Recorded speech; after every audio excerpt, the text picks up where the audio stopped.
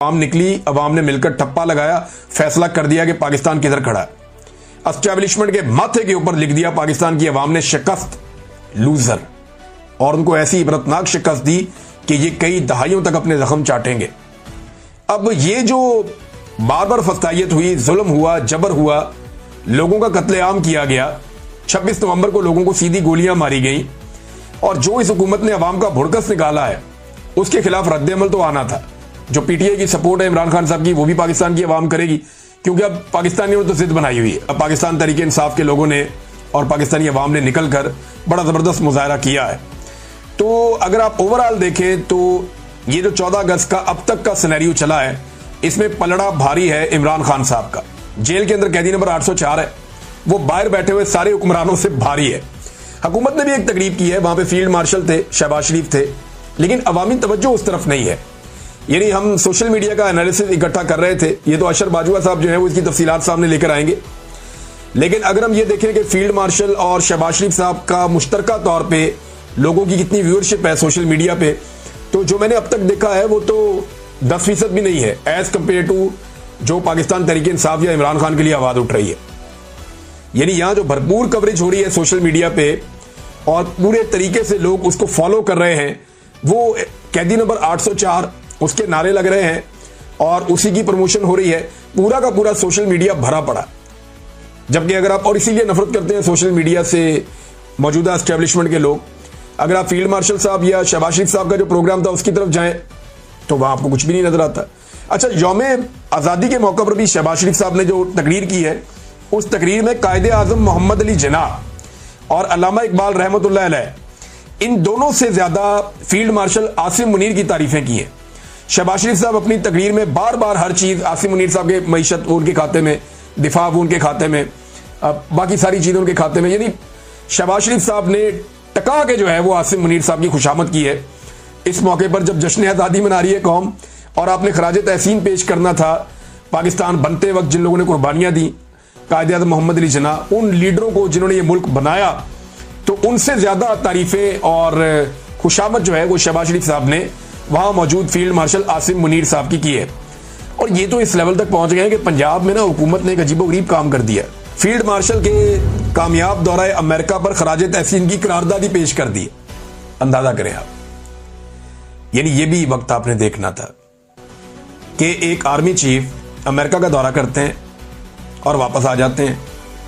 Normal चीज है, दुनिया भर के आर्मी चीफ जाते होंगे, दिफाई नुक्ता नजर से बहुत सारे दौरे शौरे होते हैं, चीजें होती हैं, लेकिन पंजाब असेंबली ने बाकायदा करारदाद, बूट पॉलिश की इससे बेहतरीन कोई एग्जाम्पल हो नहीं सकती, हो ही नहीं सकती। पंजाब असेंबली ने बाकायदा करारदाद पेश कर दी कि जनाब फील्ड मार्शल का दौरा है अमेरिका, भाई वो कोई सियासी दौरा है, वो कोई बाशी दौरा है, और अगर है तो किस कैपेसिटी में है, बजाय इसके कि अवामी मुंतखब नुमाइंदान ये सवाल उठाएं कि सिविलियन सुपरमेसी कहां गई, वो इस बात को सेलिब्रेट कर रहे हैं कि जनाब हमारे पल्ले तक कख नहीं है, ना हमारा वजीर आजम कुछ कर सकता है, ना हमारा सदर कुछ कर सकता है, वो दोनों जाली हैं। तो जो उनको लाने वाले हैं उनकी तारीफें करो और बूट पॉलिश करो। बहरहाल ये अब उन्होंने कहा जी कि दौरा अमेरिका कामयाब होने पर खराज तहसीन पेश करने के लिए करारदाद पेश कर दी गई। अब नाजरीन, शहबाज शरीफ साहब ने तकरीर करते हुए ना कोई बड़े बड़े बोल भी बोले, उन्होंने इंडिया को भी बड़ा उन्होंने चैलेंज किया। यानी ये पाकिस्तान की जो जाली हुकूमत है ना, ये 2 लफ्ज बोलने के काबिल नहीं थी। ये मोदी का तो इनको चाहिए शुक्रिया अदा करें जाके कि एक बुज़दिल दुश्मन ने पाकिस्तान की इस जाली हुकूमत को मौका दिया कि अब वो बोल सकती है, वरना मई से पहले ये किसी चीज के ऊपर बात करने के काबिल भी नहीं बचे थे। और मोदी ने लितरोल करवाई, और गैर जरूरी तौर पे लितरोल करवाई, वैसे इनकी बनती भी थी जैसी हरकतें कर रहे थे, और उसके बाद उनको पर भी लग गए और जुबान भी लग गई, जो बोल ही नहीं सकते थे, जो बिल्कुल अवाम के अंदर पूरी तरह से गैर मकबूल थे, और वो अभी भी गैर मकबूल ही हैं। लेकिन मामला ये है कि अब उनको एक थोड़ा सा फेस सेविंग टाइप का मिल गया है कि चंद दिन उनके अच्छे गुजरे, अब उसी का फायदा वो उठा रहे हैं, और उसी वजह से अमेरिका के साथ एक लिंक भी बन गया। तो मोदी ने जो हरकत की, चले पाकिस्तान की एस्टेब्लिशमेंट का और मौजूदा हुकूमत का तो फायदा हो गया, पाकिस्तान का भी हो गया, अमेरिका के साथ पाकिस्तान की लाइन सीधी हो गई, मोदी का उल्टा नुकसान हो गया। लेकिन ये जानबूझकर गैर जरूरी लितरॉल करवाई है मोदी ने अपनी, और पाकिस्तान में जाली हुकूमत की बिला वजह कमेटी निकल आई। वो बह गए सबको, उन्होंने कहा हर चीज के अंदर अब डालो ये वाला दिन भी, पहले 9 मई खाली डालते थे, अब जनाब ये भी डालते हैं बीच में कि ये बहुत बड़ी कोई जंग जीती है पाकिस्तान ने। हालांकि कश्मीर पाकिस्तान को फतह करना चाहिए और जो पाकिस्तान का पानी है जिसके ऊपर भारत ने कब्जा किया हुआ है वो पानी छुड़वाना चाहिए। अभी इस वक्त भी जब मैं आपसे बात कर रहा हूं तो पाकिस्तानी पानियों के ऊपर भारत का कब्जा है, तो अपना पानी पाकिस्तान से छुड़वाना पाकिस्तान की रिस्पॉन्सिबिलिटी है। हर फोरम के ऊपर इस पर बात करनी चाहिए, हर लिहाज से इसको छुड़वाना चाहिए, खाली धमकियों से काम नहीं चलेगा। और दूसरा, जो कश्मीर का मामला है वहां पे पाकिस्तान को फैसला कुन कोई किरदार अदा करना चाहिए। अभी तक वहां कोई एक चौकी भी, बल्कि 400 चौकियों का कह रहे थे, कुछ टाउट्स के फतह हो गई हैं तो पता चला कि एक भी नहीं हुई। नाज़रीन, एक बंदा जो है वो जेल से छूट कर आया है। ये इमरान खान साहब का एक कारकुन है, हैदर मजीद, ISF से इसका ताल्लुक रहा और एक नौजवान वकील रहनुमा के तौर पे भी है। तो हैदर मजीद को पकड़ लिया गया था, मिलिट्री कोर्ट के अंदर रखा गया, काफी इसके ऊपर जुल्म हुआ और बहुत परेशानियां इसने और इसके खानदान ने देखी। फिर इसे अब जेल से रिहा कर दिया गया। इसकी रिहाई के लिए जिस तरह लोग पहुंचे हैं, बैरियर्स हटा के, रुकावटें तोड़ के, जिस तरह लोग जेल तक पहुंचे और बड़ी तादाद में पहुंचे हैं और जैसे लोग इसको इस्तकबाल करके लेकर गए हैं, इससे बड़े बड़ों के होश ठिकाने आ गए।